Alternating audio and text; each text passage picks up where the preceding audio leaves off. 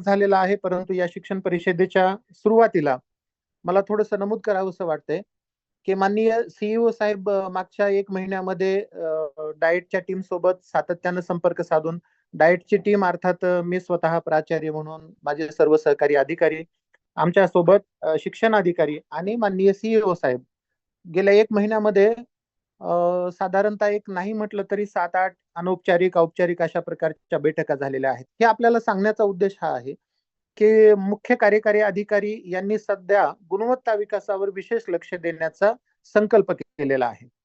दुसरी महत्वाची गोष्ट की आपल्यापैकी बहुतांश लोकांना केंद्र प्रमुख ही नव्यानं जबाबदारी मिळालेली आहे आणि सर्वच जण गुणवत्तेच्या कामासाठी सध्या अत्यंत प्रेरणादायी वातावरणामध्ये उत्साहानं आणि इनिशिएटिव्ह घेऊन आपल्या जिल्ह्याची गुणवत्ता कशी वाढवता येईल, शैक्षणिक कामकाज भरीव स्वरूपाचं कसं होईल यावर लक्ष देण्याच्या मानसिकतेमध्ये आपण आहोत.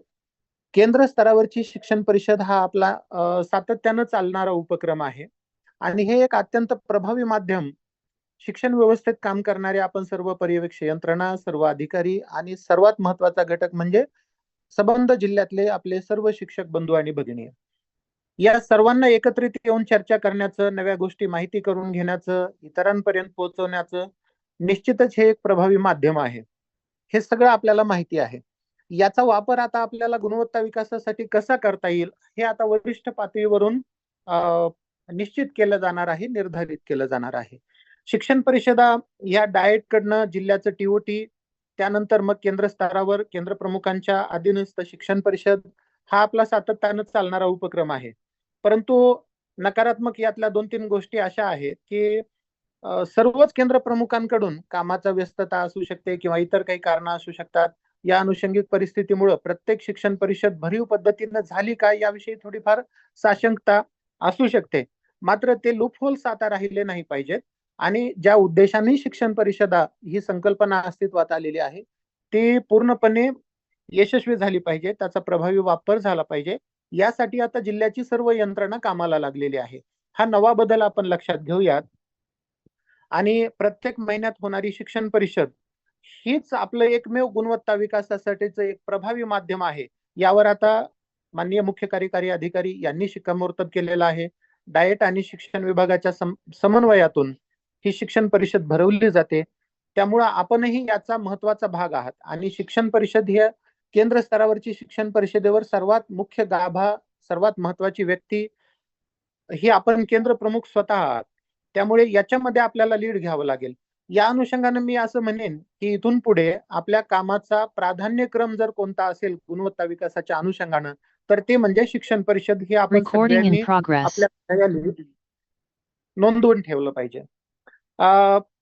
आजची जी शिक्षण परिषद आहे अर्थात आपल्याला वारंवार सांगितलं गेल्याप्रमाणे ही पहिली शिक्षण परिषद आहे चालू शैक्षणिक वर्षामधली.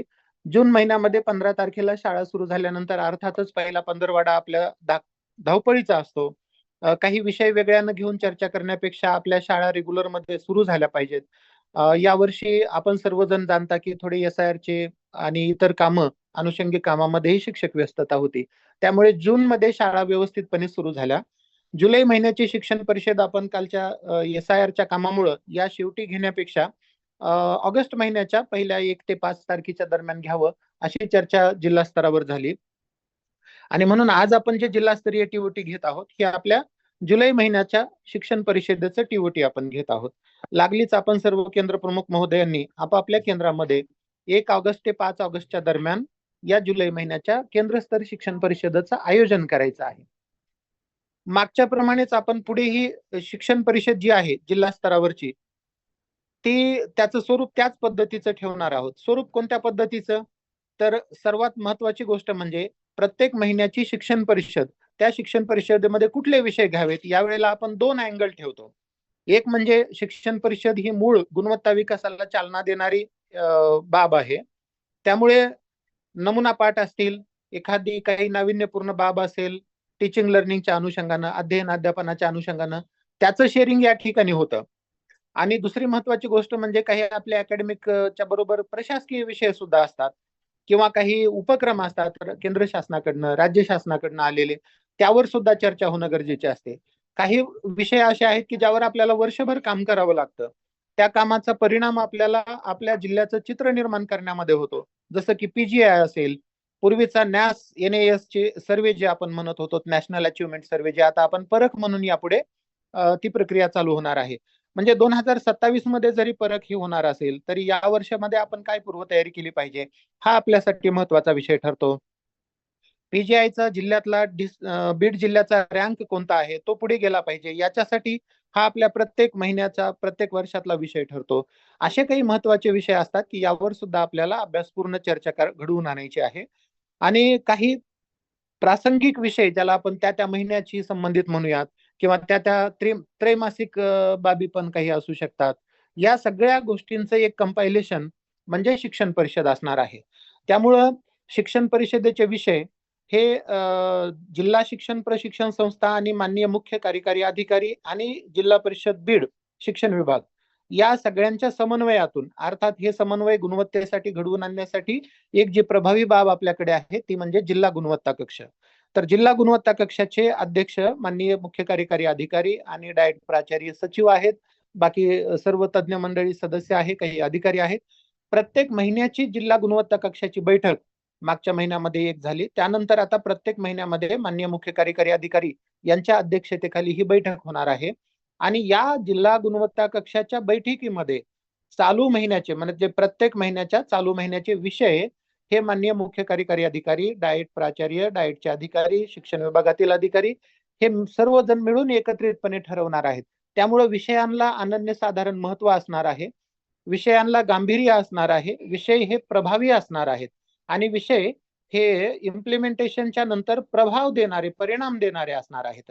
त्यामुळं केंद्र प्रमुखाची भूमिका महत्वाची ठरते की हे सगळे विषय आपल्या केंद्रातल्या प्रत्येक शाळेपर्यंत कॅरी ऑन करण्याचं महत्वाचं काम आपल्याला शिक्षण परिषदेच्या माध्यमातून करायचं आहे.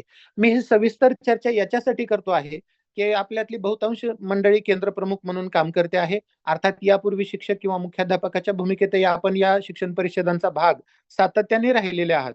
मात्र इथून पुढे थोडंसं आपल्याला रिगरस भूमिका घ्यावी लागणार आहे आणि त्यासाठी थोडंसं आपण प्राधान्यक्रम, मी जसं म्हणालो की पहिला गुणवत्ता विकासाचा आणि शैक्षणिक कामाचा पहिला प्राधान्यक्रम केंद्र प्रमुख या नात्याने इथून पुढे आपल्याला केंद्र स्तर शिक्षण परिषदेचं आयोजन आणि अंमलबजावणी हा ठेवायचा आहे. आजच्या शिक्षण परिषदेमध्ये माननीय मुख्य कार्यकारी अधिकारी सन्माननीय जितेंद्र रहिमान साहेब यांच्याशी चर्चा करून विषय फायनल केलेले आहेत. सुशील उजगरे सरांनी त्याचा पुसटसा उल्लेख केलेला आहे. तरीही मी थोडंसं रिपिटेशन टाळून याच्यासाठी सांगतो आहे की पहिला विषय आपला अर्थातच मागील महिन्यामध्ये शिक्षकांना अध्ययनाध्यापनात आलेल्या ज्या काही अडीअडचणी असतील त्याचा थोडा आढावा घेतला जावा. आता हे सविस्तर या सेशन मध्ये सांगितलं जाईल म्हणून मी विषयामध्ये जात नाही. मात्र प्रत्येक महिन्याच्या गुणवत्तेची चर्चा, अध्ययन अध्यापनामध्ये कुठल्या अडचणी आल्या, कोणत्या नवीन बाबी शिक्षकांनी केल्या, यावर थोडं चर्चा घडून आली पाहिजे आणि जे काही उपाययोजना केलेल्या आहेत त्या देवाणघेवाणीच्या सेशन मध्ये आपल्याला लक्षात घेतल्या पाहिजेत. आता याचं स्वरूप कसं असणार आहे, तर आजच्या ज्या जिल्हास्तर TOT आहे याच्यामध्ये जे सुलभक आहेत, डॉक्टर भागीरथी गिरी मॅडम असतील, उजगरे सर असतील, प्रतिभा देशपांडे मॅडम असतील, इतर सर्व मंडळी असतील, तर हे सेशन केंद्र प्रमुखांनी केंद्र स्तरावर कशा पद्धतीने कंडक्ट करायचं आहे याचं मार्गदर्शन केलं जाईल. आणि आपण ह्या सगळ्या गोष्टी माहिती करून घेतल्याच्या नंतर केंद्रस्तरीय शिक्षण परिषदेमध्ये मात्र केंद्र प्रमुखांनी लीड करायचं आहे आणि शिक्षकांमध्ये ही चर्चा घडवून आणायची आहे. त्यामुळे हे दोन सेशन वेगळे ठरतात की आजच्या जिल्हा TOT मध्ये आपल्याला हे समजून घ्यायचं आहे की आपल्या केंद्रातल्या शिक्षकांसोबत, मुख्याध्यापकांसोबत शिक्षण परिषदेमध्ये आपल्याला कशा पद्धतीने विषय कोणते इन्कल्केट करायचे आहेत आणि ते विषय कसे पुढे घेऊन जायचे आहेत. त्यानंतर चालू महिन्यामध्ये आपल्याला थोडं माननीय CEO साहेब गुणवत्ता विकासासाठी सध्याची काय परिस्थिती आहे हे लक्षात घेण्यासाठी पुढच्या महिन्यात मीटिंग घेणार आहेत आणि अध्ययन स्तर थोडस निर्धारित करणे हे सरांच्या डोक्यात आहे. तर सरांच्या मार्गदर्शनानुसार आपण ते विषय पुढच्या याच्यात बघू. मात्र अध्ययन निष्पत्ती सर्वात महत्वाचा आपल्या अध्ययन अध्यापनाचा जो गाभा आहे त्यावर आज चर्चा होणं गरजेचे आहे. तर अध्ययन निष्पत्ती निहाय आपण काय नियोजन केलं पाहिजे याविषयी डॉक्टर गिरी मॅडम आपल्याला सविस्तर मार्गदर्शन करतील. एक महत्वाचा विषय याला जोडून असणार आहे PGIचं विश्लेषण.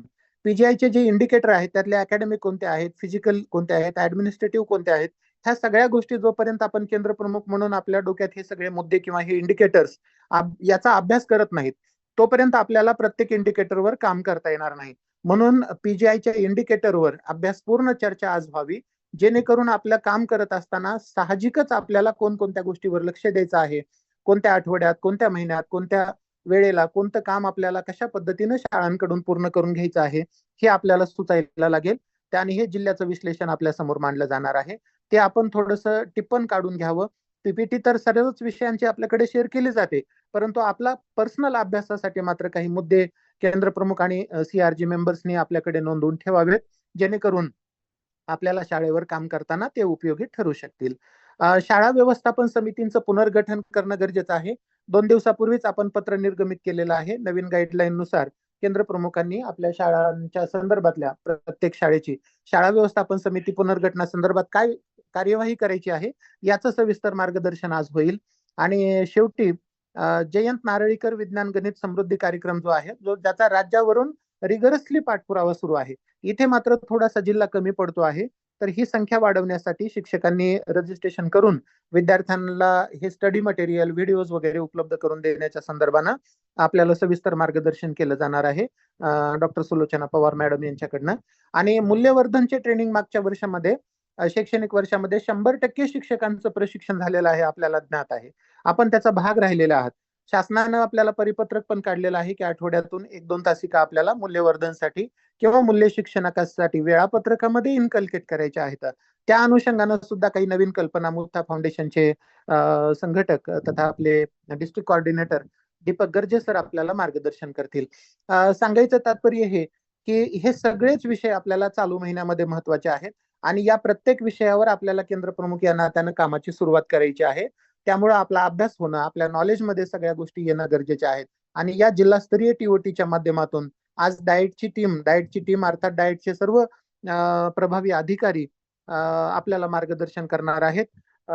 मुथा फाउंडेशन आणि त्याचबरोबर ज्ञानप्रकाश फाउंडेशनचे सुशील उजगरे सर, ज्यांचं मोठं योगदान नेहमीच या शिक्षण परिषदांसाठी राहिलेलं आहे, गर्जे सरांचं मूल्यवर्धनसाठी राहिलेलं आहे, ते स्वतः आपल्याला या संदर्भात मार्गदर्शन करतील. त्यामुळं अपेक्षा ही आहे की आता जिल्ह्यावरची यंत्रणा आणि एवढ्या मोठ्या प्रमाणात जर याचं आयोजन करून थोडंसं इनिशिएटिव्ह घेऊन आता या गोष्टी पुढे घेऊन जाण्यासाठी मार्गक्रमण करत आहे, तर महत्वाची भूमिका, महत्वाचा रोल केंद्र प्रमुख म्हणून आपला आहे. आपण हे सर्व करणार आहात, आम्हाला याची 100% खात्री आणि विश्वास आहे. इथून पुढे प्रत्येक महिन्याची याच पद्धतीनं जिल्हास्तर टीओटी ऑनलाईन कार्यशाळा होईल. त्याला पुढच्या वेळेला शिक्षण अधिकारी सुद्धा असतील, कदाचित सन्माननीय सीईओ साहेब सुद्धा जिल्हास्तरीय टीओटीला मार्गदर्शन करतील. आणि त्यानंतर मग केंद्र स्तरावर घेत असताना आपण ह्या गोष्टी करायच्या आहेत. मला शेवटी आपल्याला केंद्र प्रमुखांना आवाहन करायचं आहे की 2-3 गोष्टी आपण करणं गरजेचं आहे. जेव्हा जिल्हा स्तरावरची ही टीओटी असणार आहे, अर्थात आपल्या केंद्र स्तरावर होणाऱ्या शिक्षण परिषदेची ही पूर्व तयारी आहे, ही औपचारिक तयारी आहे. इथं आपण स्वतः रुजू होणं, जॉईन होणं, ऑनलाईन मीटिंगमध्ये वेळेमध्ये जॉईन होणं जितकं महत्वाचं आहे, तितकंच आपल्या केंद्रामधले 2 किंवा 3 सीआरजी मेंबर्स अर्थात उपक्रमशील शिक्षक, इफिशियंट टीचर्स ज्यांना आपण म्हणतो, ते आपण अगोदरच तयार करून ठेवणे, त्यांच्याशी चर्चा करून ठेवणे आणि ही लिंक त्यांच्यापर्यंत पोहोचवून त्यांना सुद्धा जॉईन करून घेणं गरजेचं आहे. बघा, आपण केंद्र प्रमुख आणि आपले 2 किंवा 3 साथीदार या केंद्रस्तर शिक्षण परिषदेमध्ये रुजू झाले. 3-4 तासाची संपूर्ण कार्यशाळा व्यवस्थितपणे अक्वायर केली, पीपीटी प्राप्त केल्या आणि मग अभ्यास करून मग आपल्या केंद्रातल्या शिक्षण परिषदेवर शिक्षकांच्या समोर आपण जर उभा राहिलो, तरच हे सगळी जी खटाटोप चाललेली आहे याचं फलित आपल्या पदरी पडू शकतं. जर आपण ऑनलाईन टीओटीला उपस्थित राहण्यामध्ये अनावधानानं जर अनुपस्थित राहिले किंवा कुठल्या तरी कामाच्या व्यस्ततेमुळे अनुपस्थिती राहिली, तर निश्चितच आपल्यालाच त्याची अडचण होणार आहे की केंद्र स्तरावर शिक्षण परिषदेचे आयोजन करत असताना नंतर आपली फरफट व्हायला नको. म्हणून ही काळजी केंद्र प्रमुखांनी घ्यावी. आजच्या या शिक्षण परिषदेला अजूनही जे केंद्र प्रमुख अनुपस्थित असतील, तर उपस्थित असलेल्या केंद्र प्रमुखांनी आपल्या एकमेकांना संपर्क करून घ्यावा लागले. सर्व केंद्र प्रमुखांनी आपले सीआरजी मेंबर 3 किंवा इफिशियंट शिक्षक रुजू झालेत का याचीही थोडंसं या चालूमध्ये खात्री करावी. नसेल तर 5 मिनिटांमध्ये त्यांना जॉईन कसं करून घेता येईल, कारण आता इथून पुढे मुख्य विषयांना सुरुवात होईल. तर ही कामं आपण करावीत आणि आता या गोष्टींचं रिपीट सूचना करायला लागू नयेत. प्रत्येक महिन्याला आपण याचं कटाक्षानं फॉलोअप घ्याल आणि याचं इम्प्लिमेंटेशन कराल या अपेक्षेसह आजच्या या कार्यशाळेला आणि केंद्र स्तरावर घ्यावयाच्या शिक्षण परिषदेला मी मनापासून शुभेच्छा देतो आणि प्रास्ताविक मार्गदर्शन या ठिकाणी थांबवतो. धन्यवाद. Over to Usgare sir.